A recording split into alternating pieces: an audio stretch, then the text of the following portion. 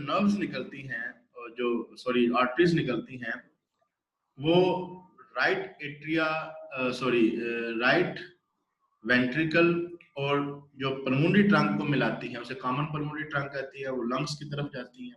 Lungs से वो वहां पे जो है डीऑक्सीजनेटेड ब्लड लेके जाती हैं, और लंग्स को जब डीऑक्सीजनेटेड ब्लड होता है वहां पे गैसियस एक्सचेंज होती है, एयरवेज हमने पढ़ा, आर्टरीज डिवाइड होकर आर्ट्रियोल्स, आर्ट्रियोल्स डिवाइड होकर कैपिलरीज, फिर वो वहां पे गैसेस एक्सचेंज होता है, एल्वियोलाई के लेवल के ऊपर गैसेस चेंज होता है, तो वहां पे उसके साथ ऑक्सीजन मिक्स हो जाती है।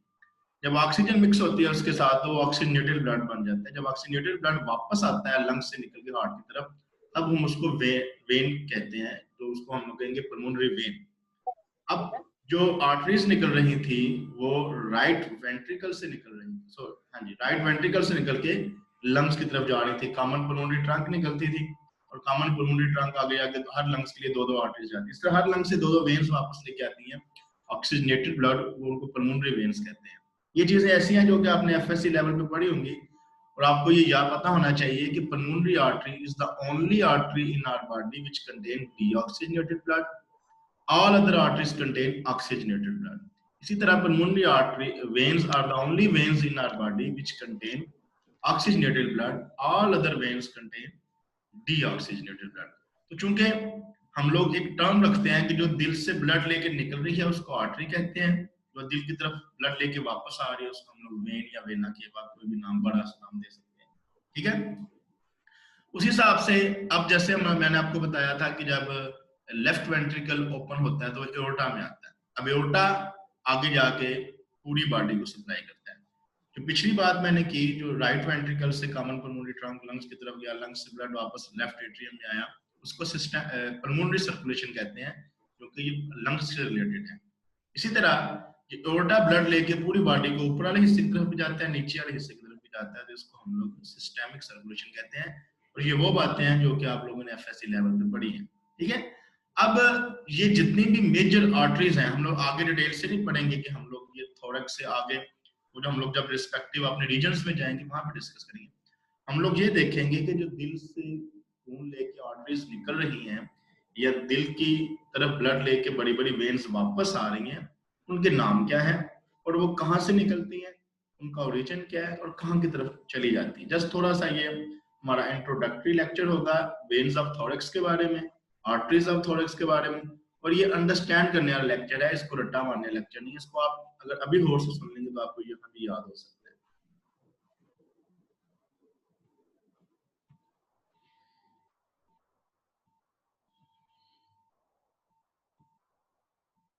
तो जैसे हमारा लेक्चर है आज large waves of the thorax, मैं याद लार्ज वेजल्स ऑफ थोरैक्स, और वेजल्स में आर्टरीज भी आ जाती हैं और वेन्स भी आ जाती हैं, ठीक है। इस चीज को जरा याद रखिएगा।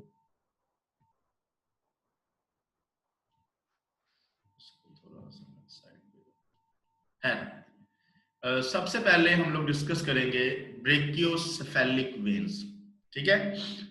ब्रेकियो मतलब जैसे मैंने आपको बताया कि ये आर्म से आ रही होगी हमारी, राइट या लेफ्ट दोनों साइडों से, राइट वाली को राइट कहेंगे, लेफ्ट वाली को लेफ्ट कहेंगे।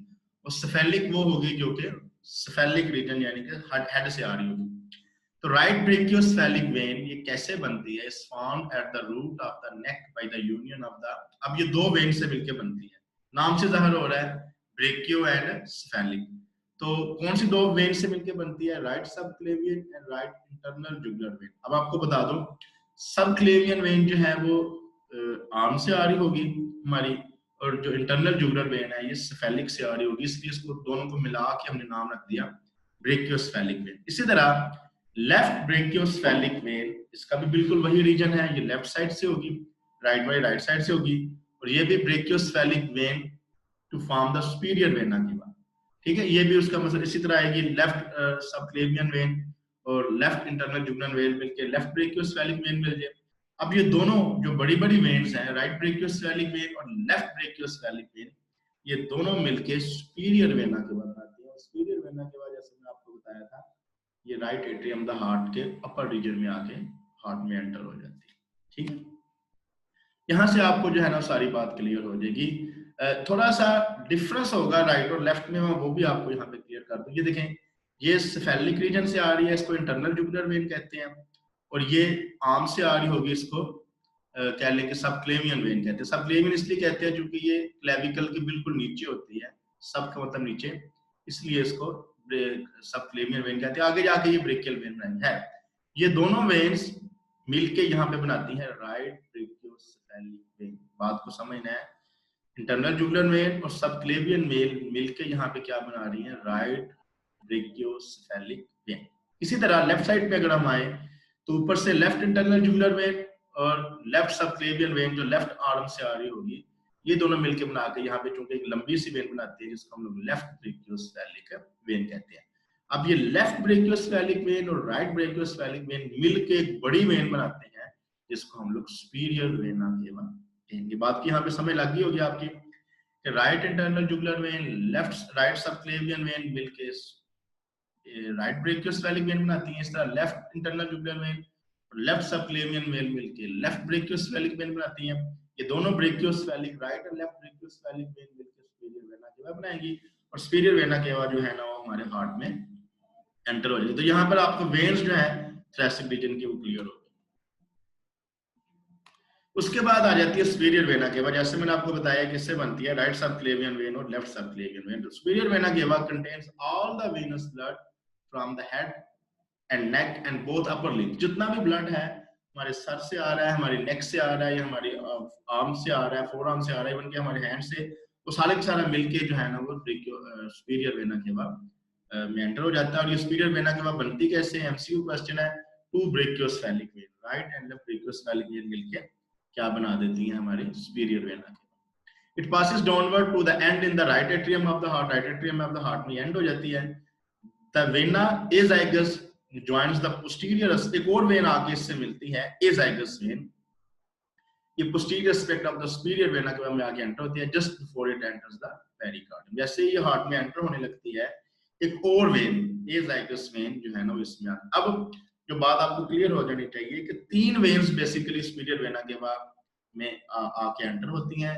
एक right brachiocephalic when, left brachiocephalic when, ये दोनों मिलकर सुपीरियर वेना के बना देंगी। लेकिन सुपीरियर वेना के बाद जैसे ही हार्ट में एंटर होने लगती है, पेरिकार्डियम को क्रॉस करने लगती है, यहाँ पे आके एक और वेन उसके साथ ज्वाइन हो जाती है जिसे एजाइगस वेन कहते हैं। उसके बाद आ जाती है इंफीरियर वेना के बाद। जैसे मैंने आपको बताया था कि इंफीरियर वेना के बाद हमारी lower side of the body से जितना भी ब्लड है वो लेके ऊपर आती है। इंफीरियर वेना के बाद pierces the central tendon of the diaphragm opposite to the 8th thoracic। ये पॉइंट आपने याद रखना है कि किस पॉइंट के ऊपर आके ये जो है वो एंटर होती है हार्ट में, 8th thoracic vertebrae के opposite and almost immediately enters the lower part of the right atrium. अब इंफीरियर वेना के बाद बनती कैसे है, क्योंकि वो हमारे एब्डोमिनल रीजन में बन जाती है, इसलिए हम इसको जाके एब्डोमिनल रीजन में डिस्कस करेंगे। इस तरह मैंने आपको बताया था पल्मोनरी वेन्स वो वेन्स हैं जो कि लंग्स से ऑक्सीजनेटेड ब्लड लेके एंटर होती हैं, और 2 पल्मोनरी वेन्स हर लंग से एंटर होंगी, और ये जो दोनों एंटर होंगी वो लेफ्ट एट्रियम में एंटर होंगी। तो सुपीरियर वेना केवा और inferior vena cava right atrium में एंटर हो रही हैं। दोनों पल्मोनरी वेन्स जो दोनों लंग से आ रही हैं, ये दोनों चारों के चारों पल्मोनरी वेन्स जो हैं वो लेफ्ट एट्रियम द हार्ट में एंटर होती हैं। ठीक है, ये आप लोग एक दफा दोबारा देख सकते हैं। ये नीचे से मुख्तलिफ वेन्स ज्वाइन करके ये जो बना रही है ये इंफीरियर वेना केवा है। ठीक है, यहाँ पे हार्ट होगा जो इसको एक्सपोज किया गया है। ये डायफ्राम की एक तह दिखाई गई है जो कि सेपरेट कर रही है, क्योंकि ये इंस्पायर हुआ है इसलिए थोड़ा सा ऊपर गया हुआ है ये डायफ्राम, तो ये थोरैक्स को और एब्डोमेन को सेपरेट करती है। ये इंफीरियर वेना केवा है जो कि जाके ये देखें मुख्तलिफ जगहों से ये वेन्स ले रही हैं। रीनल से आ रही होगी रीनल वेन, ठीक है, इस तरह लिवर से आ रही होगी हेपेटिक वेन, टेस्टिस से टेस्टिकुलर वेन्स, तो ये सारी वेन्स मिलके इंफीरियर वेना केवा बनाती है और ये right atrium of the heart के लोअर पार्ट के ऊपर एंटर हो जाती है। ठीक है, उसके बाद आ जाती है आर्टरीज ऑफ थोरैक्स। सबसे बड़ी आर्टरी जो कि बिल्कुल इमीडिएटली लेफ्ट वेंट्रिकल से निकलती है उसको हम लोग एओर्टा कहते हैं। Aorta is the main arterial trunk that delivers oxygenated blood from the left ventricle of the heart to the tissues of the body. तो कहां से निकल रही है एओर्टा, दोबारा बता रहा हूं, left atrium, left ventricular of the heart. Right ventricle से पल्मोनरी ट्रंक निकलता है, लेफ्ट वेंट्रिकल से एओर्टा निकलती है। इसके फर्दर 4 पार्ट्स हैं। असेंडिंग एओर्टा, जैसे ही एओर्टा लेफ्ट वेंट्रिकल से निकलते ही ऊपर की तरफ चली जाती है, अभी आपने 3D व्यू में भी देखा था, उसको असेंडिंग एओर्टा कहते हैं। वहां जाके ये एक आर्च सी बनाती है, उसे आर्च ऑफ एओर्टा कहते हैं। फिर ऊपर से ये नीचे आ जाती है, जैसे आर्च में कुछ ब्रांचेस देके उसे डिसेंडिंग एओर्टा कहते हैं, और जब ये अब्डोमेन में आती है तो उसको अब्डोमिनल एओर्टा कहते हैं। तो ये नाम से जिस रीजन में होगी, अगर ये descending thoracic aorta thoracic region में है तो उसे थोरैसिक एओर्टा कह देंगे। अगर ये अब्डोमेन में आ जाती है, क्रॉस करती है डायफ्राम को, तो इसको अब्डोमिनल एओर्टा कहते हैं। अब इनको हम लोग डिस्कस करेंगे।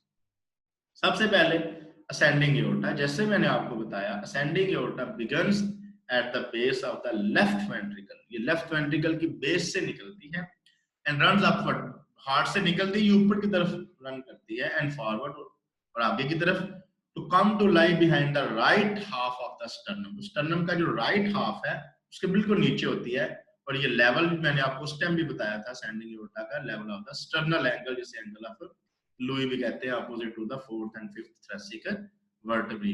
अब यहाँ पे जाके ये आर्च ऑफ एओर्टा बना देती है, ascending aorta arch of aorta बनाती है। अब जैसे जैसे ये असेंडिंग एओर्टा ऊपर की तरफ जा रही होती है, तो वहां से ये कुछ ब्रांचेस देती है, जिसमें सबसे पहले आ जाएगी right coronary artery. Right coronary artery arises from the anterior aortic, हमने पढ़ा था जब हमने सेमिल्यूनर वॉल्व पढ़ा था, एओर्टिक सेमिल्यूनर वॉल्व, तो वहां पे हमने पढ़ा था एक इंटीरियर एओर्टिक साइनस होता है, एक पोस्टीरियर एओर्टिक साइनस होता है। तो इंटीरियर एओर्टिक साइनस, जिसको राइट एओर्टिक साइनस भी कहते हैं, ये राइट कोरोनरी आर्टरी को जन्म देता है, यहाँ से निकलती है, और लेफ्ट कोरोनरी आर्टरी जो है वो लेफ्ट पोस्टीरियर एओर्टिक साइनस से, लेफ्ट कह लो या पोस्टीरियर एओर्टिक साइनस से। तो दोबारा बता रहा हूँ, right coronary artery anterior aortic sinus से निकलती है, left coronary artery posterior aortic sinus से। उसके बाद आ जाती है arch of aorta. Arch of aorta जो कंटिन्यूएशन है असेंडिंग एओर्टा की, तो हमने देखा कि असेंडिंग एओर्टा से दो ब्रांचेस निकली, राइट कोरोनरी आर्टरी और left coronary artery. Arch of aorta जो है वो एट द बिल्कुल पीछे होती है, मनुब्रियम स्टर्नाई के लेवल के ऊपर, वहां से ये ऐसे आर्च बनाती है, इसलिए इसको आर्च ऑफ एओर्टा कहते हैं। आर्चेस अपवर्ड ऊपर की तरफ जाती है, और बैकवर्ड पीछे की तरफ जाएगी, and left end to the left, और लेफ्ट की तरफ in front of the trachea, trachea के फ्रंट के ऊपर आकर इसकी डायरेक्शन जो बेसिकली बैकवर्ड, तो ये एओर्टा ऐसे होगी, आगे से पीछे की तरफ जा रही होगी।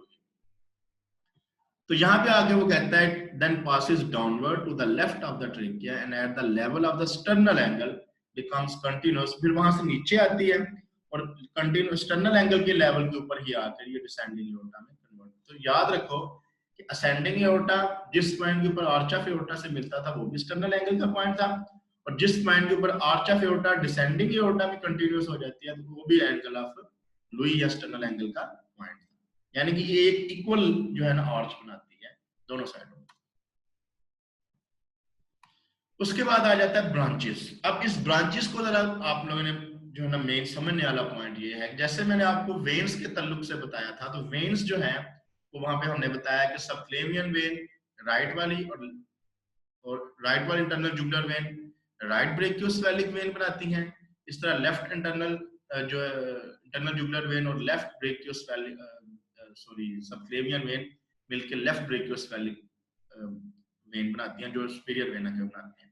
इस तरह जब आर्च ऑफ एओर्टा से याद रखें, आपको उस लिहाज से देखा जाए तो 4 वेन्स निकलनी चाहिए, लेकिन क्योंकि आर्टरीज करस्पॉन्ड करती हैं वेन से, लेकिन आर्च ऑफ एओर्टा से आप पिक्चर में भी देखा होगा आपने 3 आर्टरीज 3 ब्रांचेस निकलती हैं आर्च ऑफ एओर्टा से। सबसे पहले है brachiocephalic artery, it arises from the, सबसे पहले निकलती है convex surface of the aortic arch, it passes upward to the right of the trachea and divide into the, अब ये दो जिस दो में डिवाइड हो रही है वो आपको याद रखना है, बिल्कुल उसी तरह जहां पे वेन्स थी यहाँ पे आर्टरी होगी, राइट सबक्लेवियन वेट्री और राइट कॉमन करोटिड आर्टरी। वहां पे इंटरनल जुगुलर वेन थी, यहाँ पे राइट कॉमन करोटिड आर्टरी होगी। तो कॉमन करोटिड आर्टरीज आगे जाके नेक में चली जाती है, वहां पे आगे जाके क्या होता है वो हम लोग नेक रीजन में पढ़ेंगे। वैसे बता देता हूँ, राइट कॉमन करोटिड आर्टरी वहां पे जाके internal carotid artery and external carotid artery में डिवाइड हो जाती है। और ये जो लेवल होगा स्टर्नोक्लेविकुलर जॉइंट, जिस पॉइंट के ऊपर स्टर्नम और क्लेविकल आपस में मिलती हैं, उस पॉइंट के ऊपर, ठीक है। इसी तरह दूसरी जो ब्रांच निकलती है आर्च ऑफ एओर्टा से, वो जो अब ये बात आपने समझनी है कि राइट साइड को जो हमारे बाजुओं को आर्टरी सप्लाईज कर रही है, वो एक ही ब्रांच से सप्लाई कर रही है, ब्रेकियोसेफेलिक आर्टरी, जो डायरेक्टली आर्च ऑफ एओर्टा से निकलती है, फिर आगे जाके वो डिवाइड हो जाती है right subclavian artery, right common carotid artery. लेकिन जो लेफ्ट साइड है, वहां से जो 2 आर्टरीज हमारे लेफ्ट बाजुओं को हेड रीजन को सप्लाई करती हैं वो डायरेक्टली आर्च ऑफ एओर्टा से निकलती हैं, वो ब्रेकियोसेफेलिक आर्टरी लेफ्ट वाली नहीं बनाती। इसलिए याद रखना वहां पे हमने पढ़ा था right brachiocephalic when, left brachiocephalic when, लेकिन आर्टरीज के केस में एक ही ब्रेकियोसेफेलिक आर्टरी होगी जो कि आगे जाके राइट कॉमन कैरोटिड आर्टरी और राइट सबक्लेवियन आर्टरी में डिवाइड हो जाती है। लेकिन जो लेफ्ट सब कॉमन कैरोटिड आर्टरी और लेफ्ट सबक्लेवियन आर्टरी है ये डायरेक्टली आर्च ऑफ एओर्टा से निकलती हैं। तो ये जो है ना वो आपने थोड़ा सा बात जो है ना मैं आपको समझने वाली है, इसको याद रखें। The left common carotid artery rises from the convex surface of the aortic arch on the left side of the brachiocephalic artery. ये फिर जाहिर है लेफ्ट साइड है तो ये लेफ्ट साइड रीजन को सप्लाई करेगी, runs upward to the left of the trachea and enters. ये चीजें आप नाम भी याद रखें, बस आपने याद रखना है कि ये लेफ्ट सबक्लेवियन आर्टरी, ये जो कॉमन कैरोटिड आर्टरी है ये नेक को सप्लाई करेगी, और जो लेफ्ट सबक्लेवियन आर्टरी है ये एओर्टिक आर्च से निकल के लेफ्ट कॉमन कैरोटिड आर्टरी की लेफ्ट से होगी, it runs upward along the left side of the trachea, और ये फिर रूट ऑफ द नेक में जाके सबक्लेवियन यानी कि क्लेविकल को, फिर एक्सिला, एक्सिला को, फिर ब्रेकियल यानी कि आर्म को ब्रेकियल आर्टरी सप्लाई करेगी। तो ये नाम जो मैं यहाँ पे बात आपको समझाना चाह रहा हूँ जो आपने याद रखनी है कि आर्च ऑफ एओर्टा से 4 ब्रांचेस निकलता है, 2 ब्रांचेस निकलती है, 3 ब्रांचेस निकलती हैं। जो राइट रीजन को सप्लाई करती है वो ब्रेकियोसेफेलिक आर्टरी है जो कि आगे जाके right and left common carotid artery, right common carotid artery और राइट सबक्लेवियन आर्टरी में डिवाइड हो जाती है। जो लेफ्ट साइड वाली रीजन को सप्लाई करती हैं आर्टरीज वो डायरेक्टली आर्च ऑफ एओर्टा से निकलती हैं। लेफ्ट कॉमन कैरोटिड आर्टरी जो कि ऑब्वियसली नेक रीजन को सप्लाई करेगी, और लेफ्ट सबक्लेवियन आर्टरी जो कि क्लेविकल से होती हुई एक्सिला से होती है हमारी राइट लेफ्ट सारी की सारी अपर लिंब को सप्लाई करेगी। तो ये क्वेश्चन जो है ना आप लोग मुझसे दोबारा पूछ सकते हैं, इसको दोबारा क्लियर। यहाँ से आ जाए आपको बात और क्लियर हो जाएगी इस पिक्चर से। ये देखें ये असेंडिंग एओर्टा जो ऊपर तरफ जा रहा था, यहाँ से at the level of the sternal angle ये आर्च बना रहा है। बस आर्च ऑफ एओर्टा से 3 ब्रांचेस आपको नजर आ रही है। वो एक ब्रांच जिसको हम लोग कहते हैं राइट नहीं कहेंगे, इसे कहेंगे ब्रेकियोसेफेलिक आर्टरी। क्या कहेंगे? Brachiocephalic artery. Brachiocephalic artery further domain divide हो रही है, ये right internal common carotid artery, और ये जो है ये होगी राइट सबक्लेवियन आर्टरी। देखिए ये सबक्लेवियन आर्टरी जब क्लेविकल के नीचे होगी इसे सबक्लेवियन आर्टरी कहेंगे, एक्सिला में आएगी हमारी आर्मपिट में आएगी, बगल की तरफ आएगी तो एक्सिलरी आर्टरी कहेंगे, और जब ये आर्म में आएगी तो इसको ब्रेकियल आर्टरी कहेंगे। अच्छा, अब जो रेफ रीजन है ये देखिए आप, यहाँ से एक निकल रही है, यहाँ से डायरेक्टली वो आर्च ऑफ एओर्टा से निकल रही है। जो common carotid artery, left common carotid artery directly arch of aorta से निकलती है और ये ट्रेकिया की लेफ्ट साइड में चली जाती है। इसी तरह जो लेफ्ट सबक्लेवियन आर्टरी है ये भी डायरेक्टली आर्च ऑफ एओर्टा से निकल के हमारे इस लेफ्ट रीजन को सारे के सारे सप्लाई करती है। उसके बाद ये नीचे की तरफ आ जाता है आर्च ऑफ एओर्टा, ये जो होता है इसे कहते हैं डिसेंडिंग एओर्टा। डिसेंडिंग एओर्टा जब तक थोरैसिक रीजन में रहता है, डायफ्राम से ऊपर रहता है, इसे डिसेंडिंग थोरैसिक एओर्टा कहते हैं। जैसे ही एब्डोमेन में एंटर होगा इसे एब्डोमिनल एओर्टा कहेंगे। जब हम लोग एब्डोमेन को पढ़ेंगे तब इसको डिस्कस करेंगे। डिसेंडिंग थोरैसिक एओर्टा भी मैं बता रहा था, continuation of the arch of aorta on the left side of the lower border of the body of the fourth thoracic vertebrae में स्टर्नल एंगल के ऊपर ये आगे कंटिन्यू हो जाता है। It runs downward in the posterior mediastinum, इसको नाम भी याद रखें, जो आपने इसकी ब्रांचेस हैं वो याद रखनी है। At the level of the 12th thoracic vertebrae it passes behind the diaphragm, नीचे की तरफ, यानी कि 12th thoracic vertebrae के ऊपर याद रखना है कि ये एब्डोमेन में एंटर होगा, डायफ्राम को क्रॉस करेगा थ्रू द एओर्टिक ओपनिंग, और वहां पे ये कंटीन्यूअस हो जाएगा एज द एब्डोमिनल एओर्टा। तो एब्डोमिनल एओर्टा को हम लोग बाद में डिस्कस करेंगे। ब्रांचेस कौन सी है डिसेंडिंग एओर्टा से? एक पोस्टीरियर इंटरकॉस्टल आर्टरी है, नाम से जाहिर हो रहा है ये ब्रांचेस देंगी लोअर 9 इंटरकॉस्टल स्पेस। तो जो पोस्टीरियर इंटरकॉस्टल, टोटल आपको पता है 11 इंटरकॉस्टल स्पेसेस होती हैं, उसको 9 नीचे वालियों को हम लोग जो होगा वो पोस्टीरियर इंटरकॉस्टल आर्टरी सप्लाई करेंगे। सबकॉस्टल आर्टरीज कुछ हैं are given off on the each side and run along, ये दोनों साइडों से निकलती हैं। अब पिक्चर में भी देखा है ना, ये इंटरकॉस्टल आर्टरीज निकलती हैं डिसेंड, इधर से इधर को भी सप्लाई कर रही है, इधर को भी सप्लाई, दोनों साइडों को ये सप्लाई कर रही है। ठीक है, तो it runs downward in the posterior media, 12th it passes behind the diaphragm, ये हो गया। तो subcostal arteries are given off on each side and run along the lower border of the 12th rib to enter the abdominal wall. तो subcostal arteries भी निकलती हैं descending thoracic aorta से, ये भी आपने याद रखना है कि 12th rib को सप्लाई करती हैं डायरेक्टली, उसके बाद कुछ आर्टरीज हैं जो कि हमारी जो थोरेसिक रीजन के ऑर्गन्स हैं उनको सप्लाई करती हैं, जैसे पेरिकार्डियल आर्टरी पेरिकार्डियम को सप्लाई करेगी, इसोफेजियल आर्टरी इसोफेगस को सप्लाई करेगी, ब्रोंकियल आर्टरी ब्रोंक्यूल्स को सप्लाई करेगी। ये सारी सारी ब्रांचेस हैं जो कि इन ऑर्गन्स को सप्लाई कर रही हैं, और ये कहाँ से निकल रही हैं? डिसेंडिंग थोरेसिक एओर्टा से। चले जी, ये हम काफी लंबा काम हो गया पल्मोनरी ट्रंक, और इसको जो है ना हम लोग बाद में डिस्कस करेंगे। थोड़ा सा यहाँ पे मैं इस पिक्चर में आपको थोड़ा सा एक दफा दोबारा समझा दूं इस चीज को।